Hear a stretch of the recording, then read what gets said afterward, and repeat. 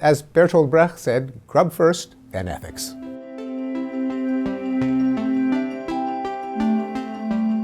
lot of people have an expectation that society ought to work in uniform harmony and affluence, and any deviation from that is an outrage that requires identifying which bad people made it possible.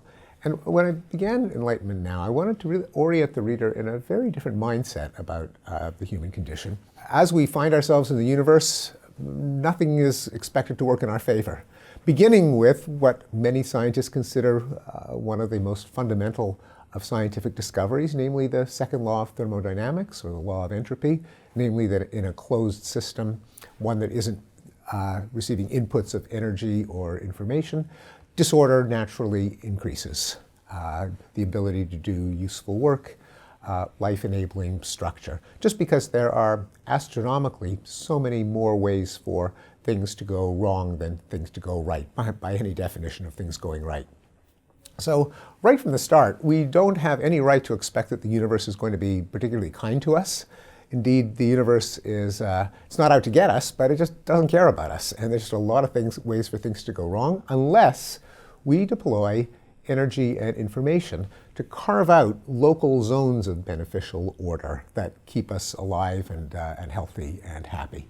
That's a different way of just sort of thinking about the human predicament. Namely, we constantly have to expend effort, intelligence, knowledge in order to make things work, and our background expectation should be that things fall apart. It's advances in energy capture that lead to the beneficial complexity of life. Perhaps back to the axial age, the period of about 800 years in the first millennium BC, which saw the emergence of a number of moralistic philosophies arising in different parts of the world around the same time. The age of classical Greek philosophy, the age of the Hebrew prophets, of Confucius, of Buddha, a kind of uncanny coincidence, seemingly, of movements that went from merely propitiating gods and making sacrifices and begging him for victory and better weather and relief from misfortunes, to a more universal system of human betterment, human flourishing.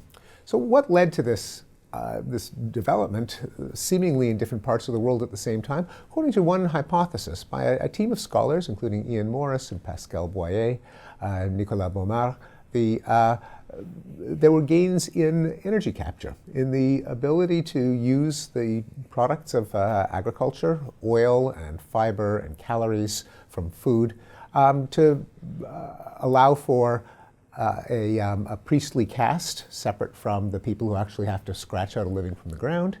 And also, once people's minds are elevated from just putting a roof over their head, keeping the wolf at the door, where their next meal is coming from, they have the kind of cognitive luxury to think about, what's it all about? Why are we here? What should we strive for? And according to this theory, it was something as mundane, but really not mundane, as energy capture. Not mundane given that the second law of thermodynamics governs our fate unless we can push it back. And so perhaps it's not such a homely pedestrian explanation for how so many civilizations made this leap to farther moral horizons.